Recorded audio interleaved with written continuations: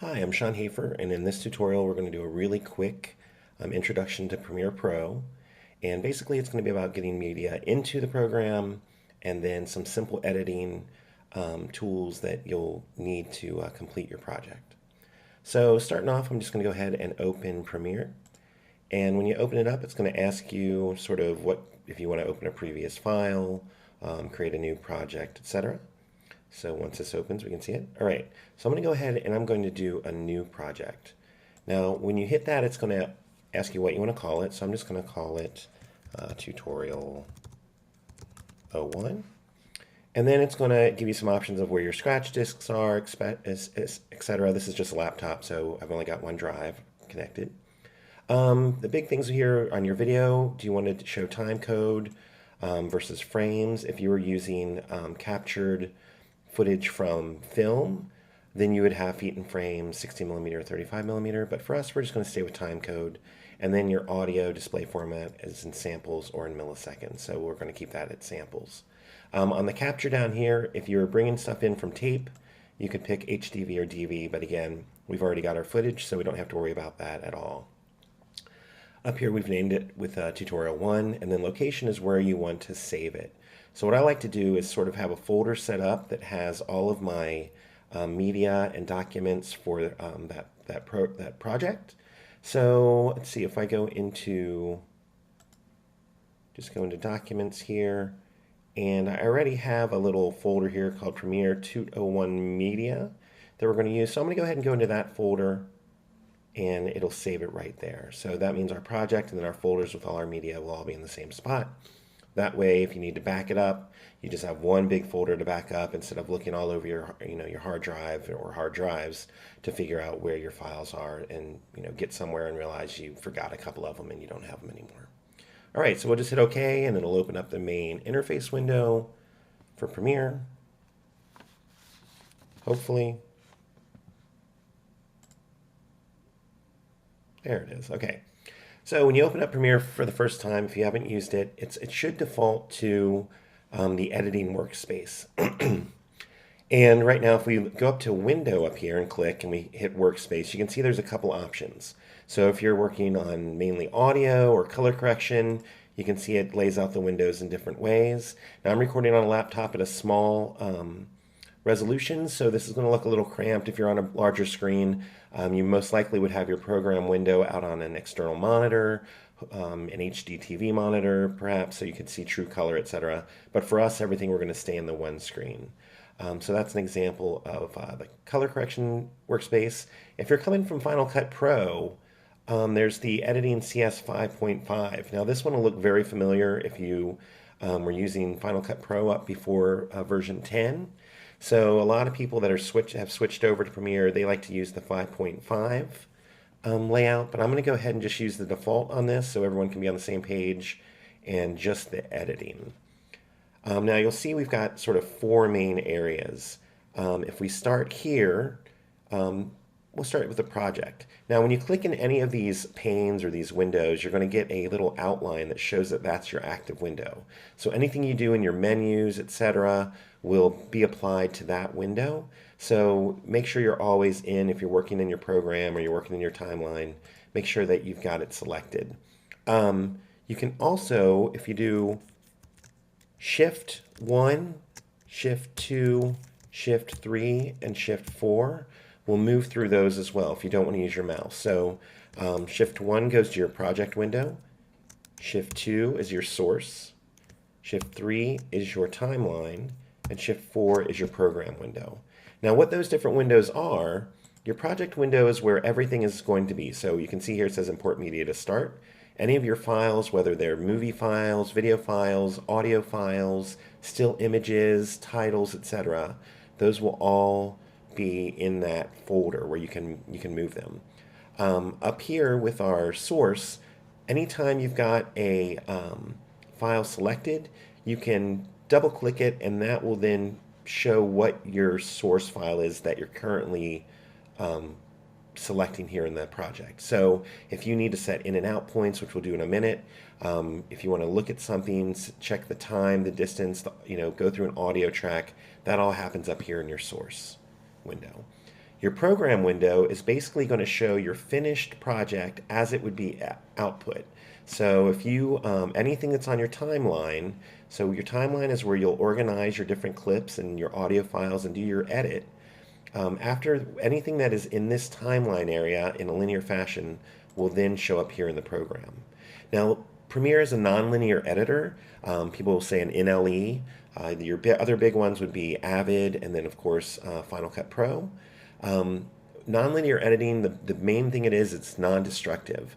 So even though you are referencing any clips you have in your project window, you're importing those in here, but your source clips are still staying on your hard drive. So you're not damaging those in any way. If you edit your clips here and move them around and change your audio levels, etc., your source clips will remain unchanged. So just remember, nonlinear editing is a non-destructive editing method. So you can always make sure your source clips are fine. You still want to back them up, still want to have extra copies of them, but anything you do here is just working sort of with a pointer to your original files, if you want to think about it that way. Okay, so if you want to bring in files, there's a couple different ways. You could always go to your media browser. We're going to go ahead and do an import though. So you can click and drag right into this window, but I'm going to go ahead and right click and hit import. And then I'm going to go, it automatically took me to my Premiere 201 media. So inside here, this VidTree 360, these are smaller format files just so they'll be easier to play back on the laptop. So they're like half 720p resolution. So I could go ahead and I could select a couple of these if I wanted, or I could just do the whole folder. So what I'm going to do is I'm going to grab that whole folder and hit import. Now it'll give me an import files. And I also have an audio clip in there. So I'm going to go ahead and import that as well. So I'm going to import and swing it. And this is from Marmoset Music, which is a royalty-free music company out in Seattle. And I use them a lot for projects. Reasonable rates to license their music and really good stuff that you don't find anywhere else. Okay.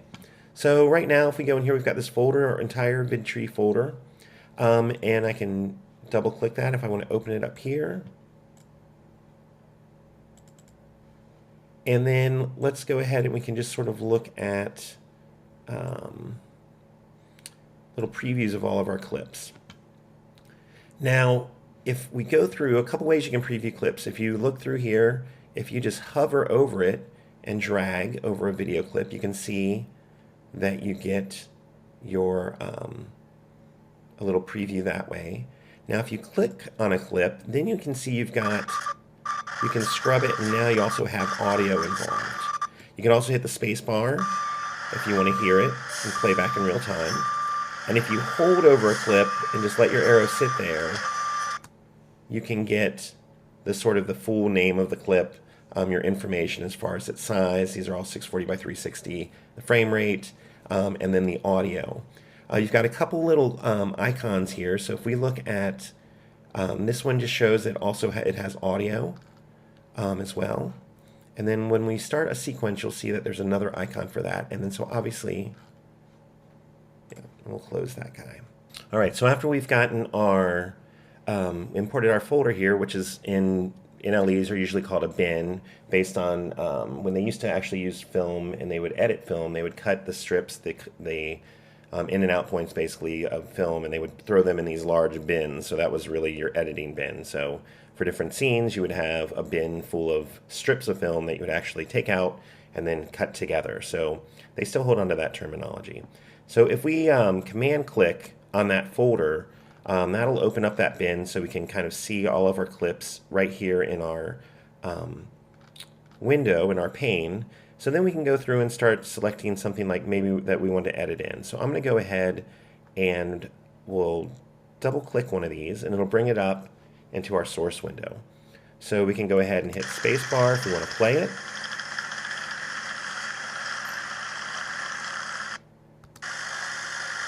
Okay, and we can see this, all this footage was shot with a really long lens, handheld, so I used some stabilization on it afterwards.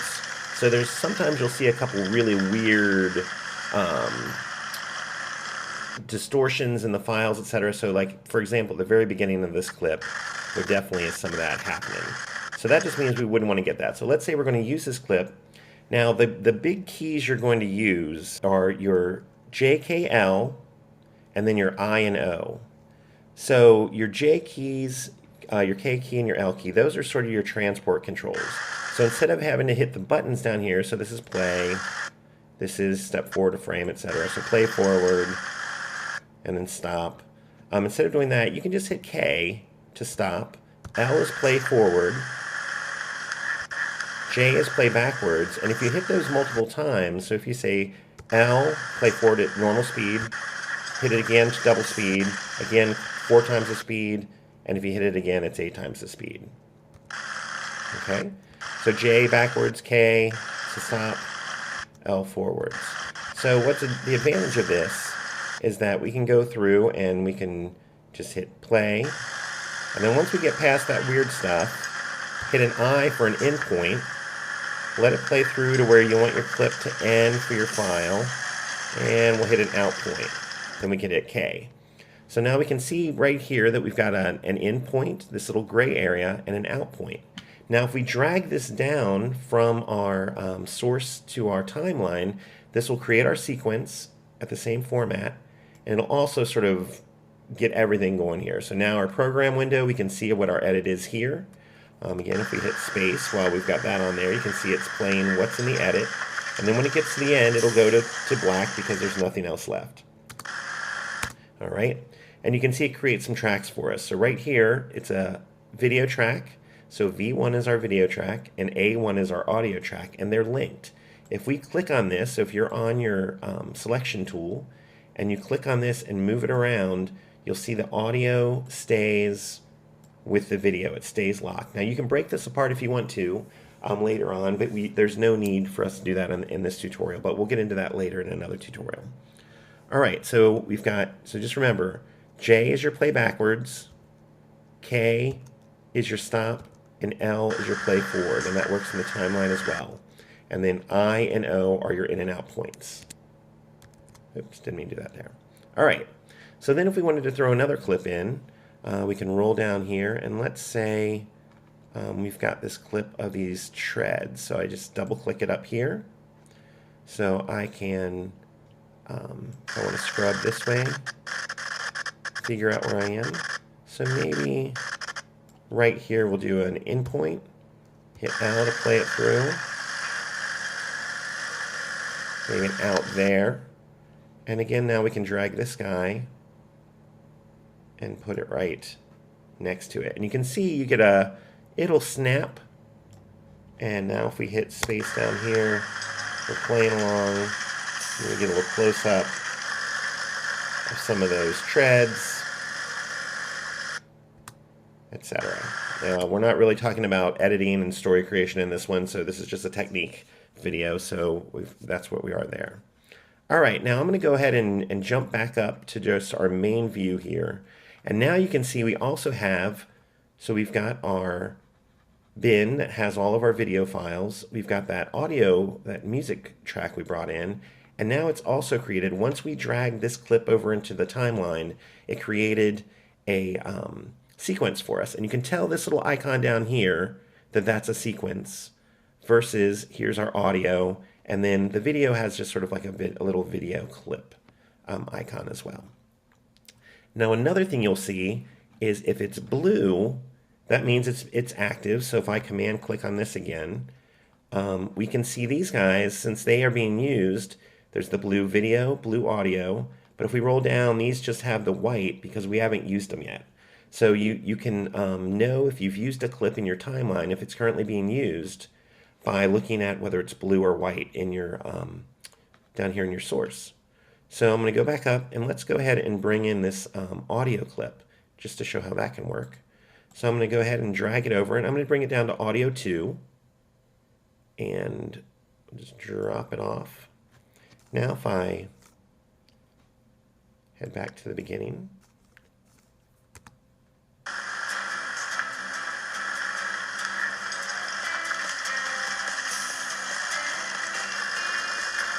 all right, so you can see now we have multiple audio tracks, and we could go into our mixer if we wanted to later and change the audio levels, etc., to make sure we've got a nicer mix. All right, so let's go back and we'll grab another file. So I'm going to command click here. And let's get something, how about this sort of long shot? And you can see here I'm just dragging them over and setting them in. You know, this is your playhead here. You can roll it back. And if we hit this, see how that's working. Now, I didn't set any in or out points on this one, so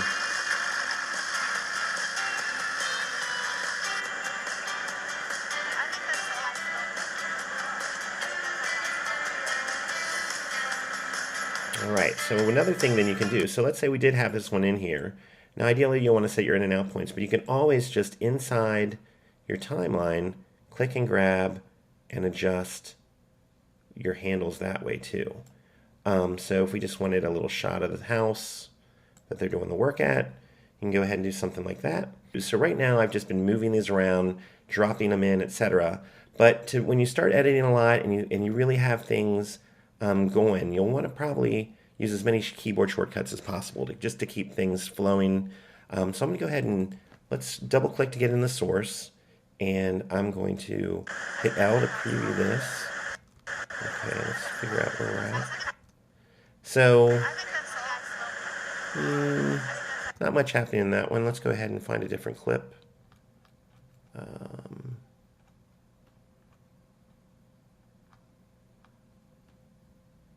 What about this one? It's got this guy. All right, so we have this guy up here doing some rappelling. Now, like I said before, there's some of that. Let me go ahead and make this 100%, see if it'll fit in there, just so we can see it fully. There's some crazy warp stabilization issues here, so I'm going to go ahead and set this one. Let's hit L, get through some of that, hit an I here. Just coming down, and then we'll hit it out there. Hit K to stop. All right, up to this point, we've been editing by just clicking and dragging from our source window down to the timeline. But now we're going to do a few edits where we can use some keyboard shortcuts to make it a little quicker. So if I wanted to say, bring a clip in, you can do an insert clip. Now what an insert will do is it will, let me go ahead, and the shortcut for that is comma. So I moved my playhead to the middle of this clip. If I hit insert, you can see it took our in and out point from the source clip and dropped it right in the middle. So now if we go back and scroll back, and we play, we can see we've got our clip there, and then it cuts into the guy. And then when that clip is over, it had basically cut, nudged it out, inserted the clip, and then finished, and then nudged it back up against it. So that's an insert clip. Now an overwrite clip does a similar thing. So let me just find a new clip here. And let's double clip this and play a little bit.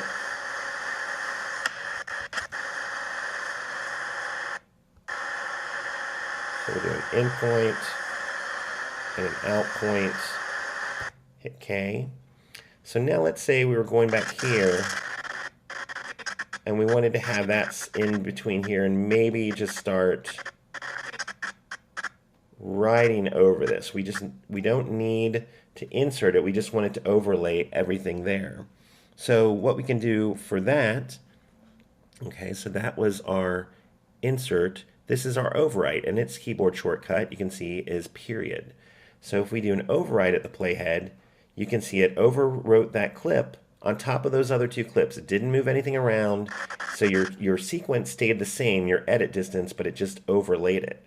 So now if we hit our playback, then you see now the overlay will come in with him up in the tree, then it cuts to him coming down, and then we'll go back out to the bulldozer.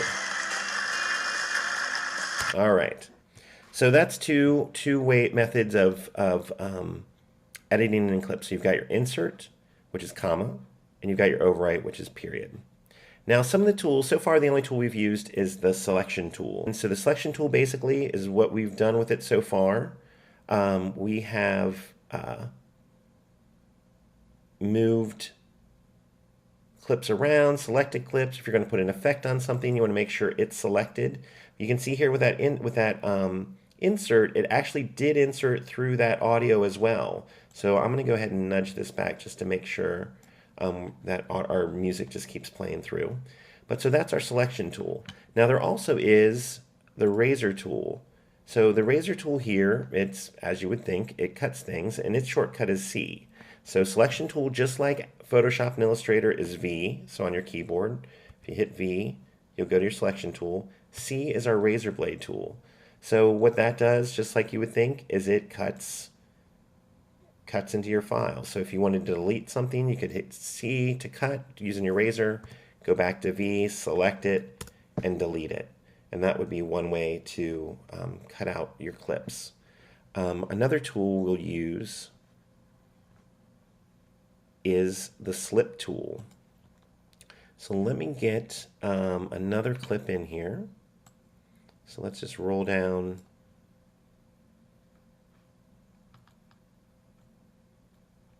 Let's see this one.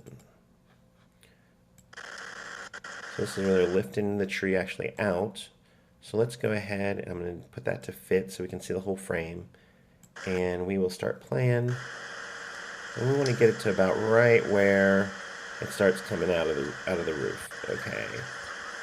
So I'm going to go back a little. So let's do an in point there. And an out point. Okay. Now I'm going to go ahead and just drag this one down here. And we'll go to, let's do this. Here's a close-up, let's see.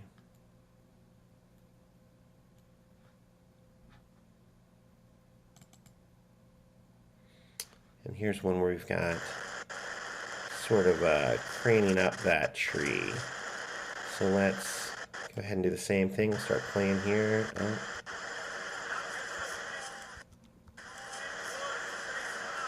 And we'll do an in. Out. Okay. So then let's go ahead and take that clip. And we can put that down here too. Now a couple things we haven't done. One thing you can do is if you need to really work in your timeline or in any window, if you hit Shift and tilde, it will bring that window up to just the entire screen. So if you're really going into some edits, and then obviously you could work in this window and look at your monitor on the second screen, and it would be great. But if you just need to get in and just see how things are going, you can do that. Now also, your plus keys and your minus keys will zoom. And if you want to see a little more height on your clips, up here in your settings, this little wrench, timeline display settings, you can do expand all tracks. Now that'll give you a better idea. You'll get a thumbnail on your track of what that video file is. You can also see your waveforms. So if you need to get in there and sort of edit to sound or something like that. Now also over here we've got on our tracks, you can see there's a mute track for the audio. So now if we hit play, we'll just hear the music. If we have that one off and turn on audio 2 and mute that, we'll just get our sound from the actual clips themselves. Solo is what the S is. So if you had a bunch of audio tracks and you really were fine-tuning one, you can go ahead and just hit that S key and it will just solo it. So if I unmute audio 1, I go back, I hit play, and then I solo, we only hear that. If I solo the audio, the music track, we only hear that. Okay? Alright, so to go back to my normal view, just go ahead and Shift tilde, and that's just right above your tab key, and then I can go back to my view. Alright, now here we can see this is probably a little big for what we're doing, so I'll go back up to my settings, and I'll minimize all tracks again, so that we're just back down to that. And again, your plus and your minus work just the same when you're in this view. Down here is sort of your slider for navigating in your timeline. And if you pull this out, it'll obviously zoom out or zoom in, depending on what you're doing. Going back to our selection tool, we can see here when we first started this, we didn't put our clip right at the beginning. So you can always just sort of lasso everything and just nudge it over if we want to get it right at 0. Okay.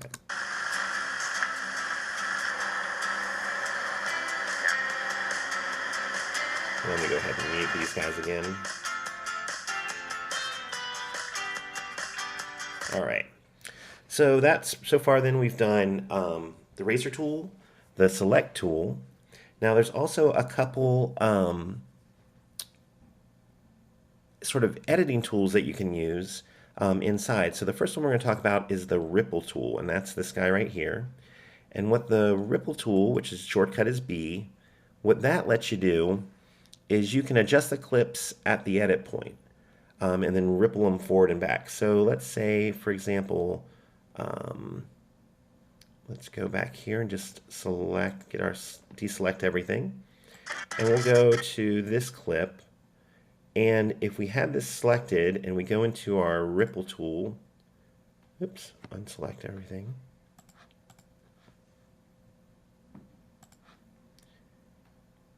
So what you can do, you can see the start and end of the clip. So if we wanted to let that roll a little more, you can see what it did is it expanded that clip since we had more of that clip available, and then it nudged everything behind it backwards. Now if we went this way and say we were pulling, it's not going to obviously change, it's going to take frames out of the previous clip.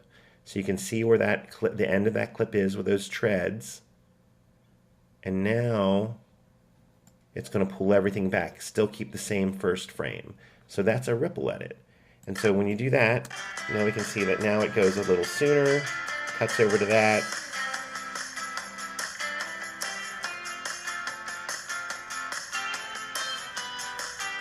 Okay, so that's those guys. Okay, so that's the ripple edit. Now, a slip tool, or the slip edit, is another option. And what that one allows you to do, that's right here, the Y. So a slip tool moves your in and out points of the clip without changing the duration.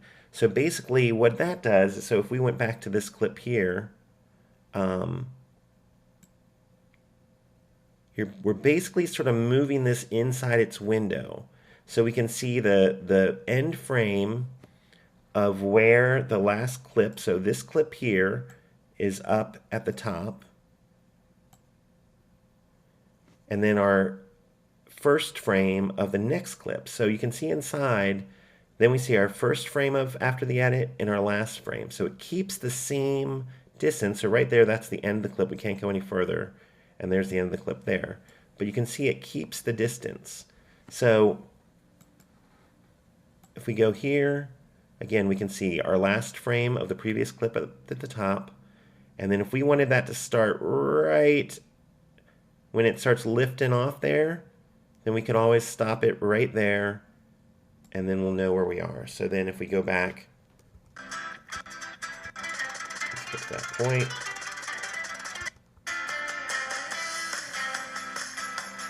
So right there, we know we can, and it's a great way if you're stuck, if you know you need those other clips the same length, and you don't want to adjust them, then go ahead and then you can just use your slip tool, and that'll move it inside your in and out points, but keeping it the same length, versus your ripple tool will actually make your sequence longer or shorter. So anything before or after will move with it. So that's kind of the difference there.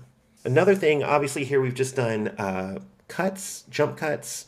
So there are transitions. So what we can do is there's a couple different ways you can do it. If you go to your effects tab, which is right down here, you'll see some different audio and video effects, and then audio and video transitions. So with a video transitions, let's move here, and we can roll down. We've got 3D motion, dissolve, iris, page peel, slide, etc. So one of the most popular ones you'll use will either be a cross dissolve or a dip to black. So if I go ahead and I take a dip to black, and I'm going to zoom out a little on my timeline just so we can see what's happening, and move this to the front, and I'm going to go ahead and grab a dip to black and just drag it onto my first clip. So what that basically is going to do now is if I hit play, it'll give us a fade up from black. Now this little area here is how long that duration is. So if I go back to my selection tool, then you can actually, if you wanted it to be a quicker fade up from black, then you could do that. Or if you needed a little longer, a little more gradual, sort of showing a passage of time, etc., you could go that route. And it fades up. Now in between, we've got some of our clips as well. And we can also use a cross dissolve. Now over here you'll see there's little arrows on the corners of these, and this one does not have it. So what that means, that's our default transition. So if you are editing and you're going to do cross dissolves as your main transition, then what you can do is get your playhead in between where you want to do. So again, just go to edit points quickly, up and down arrows, right? So if we wanted to go right there, and then if we hit Command D, it will automatically throw in your default transition. So if we scrub back a little bit and then play that, you can see we get a little cross dissolve there. And again, you can click and drag to lengthen or shorten that cross dissolve. And with the cross dissolve, it's going to move the same direction on both sides because it needs that clip to come in and out of. But right there, a little cross dissolve. If we wanted to add another one, Command D. Oh, make sure you don't have anything selected, and then Command D, and then that will throw in another cross dissolve for you. If you wanted to change it for some reason, you wanted an additive dissolve to always be your default, just right click and select it as default transition. And you can see now that doesn't have the arrow, but I always use my cross dissolve as the default. If you want to change that default length of the transition, then you can go ahead and go up into your Premiere Pro preferences, and I believe it's in general, and right there it is. So general video transition default duration, so 30 frames. We're working, I believe, at 24. So if we change that to 24, then that would give us a 1 second cross dissolve. And the same thing here. So 1 second for audio transition. And then if you're importing still images, this will be your default duration for that 5 seconds. So those are kind of your big ones there. And that's, again, just in your Premiere Pro preferences general. And that'll do that for you. So audio transitions are basically work the same way. You can just find those over here in your audio transitions, and then your audio effects are in here as well. Okay, one last thing we want to do, let's talk about adding a title. Premiere has some basic titling features built in, so you don't have to go to something like After Effects. You can always create your titles in Photoshop with transparency and bring in a PSD or a TIFF with an alpha channel, and it would layer in with the transparency as well.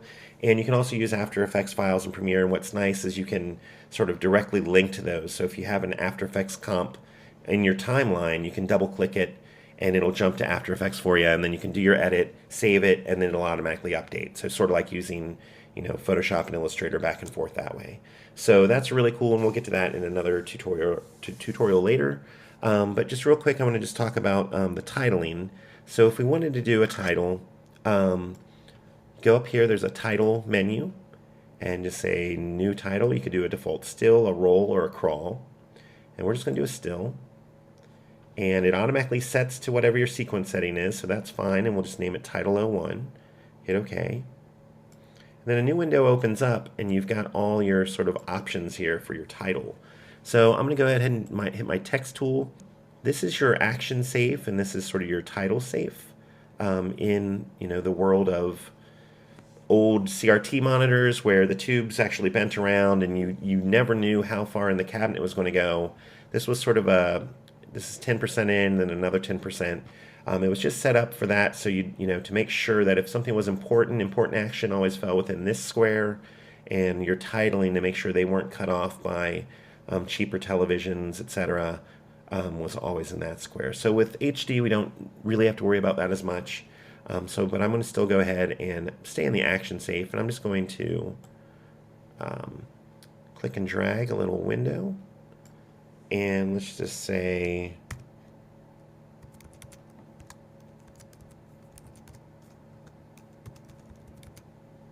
make that tree adventure. Obviously that's way too big. So if I double click it, we can go over here to our controls, so we can say font size. Let's make that say like 64. And I think we lost our adventure. All right, so we've got that. Obviously, you can change your fonts, etc.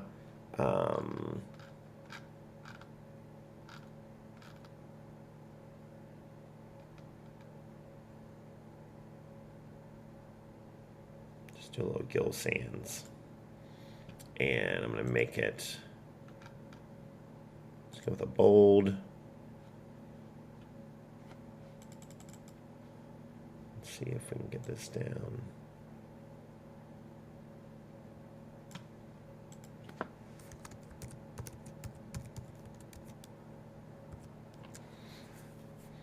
And I'm going to have it centered up, so right up here, just your sort of paragraph controls, tree adventures.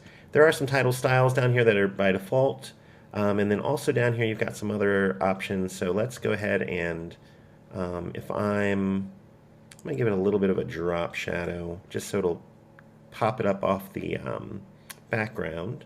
So here's shadow.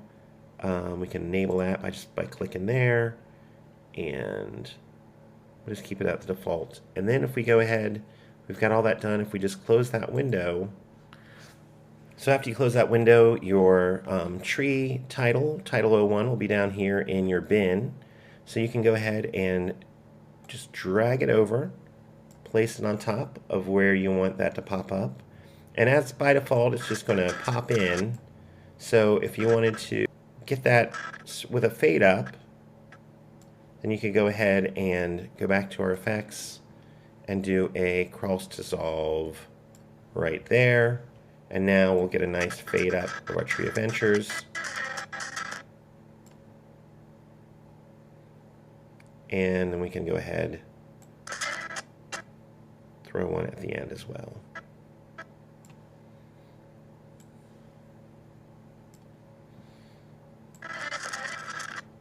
So that basically wraps it up. Just quick, dirty intro to Premiere, just to get your footage in, get your audio in, quick titling, cross dissolves, fade to blacks, inserts, ripples, slips, and your razor blade tools. So that's basically all the things you'll need to get things going. So we'll have some more in-depth tutorials coming up later. Thanks a lot.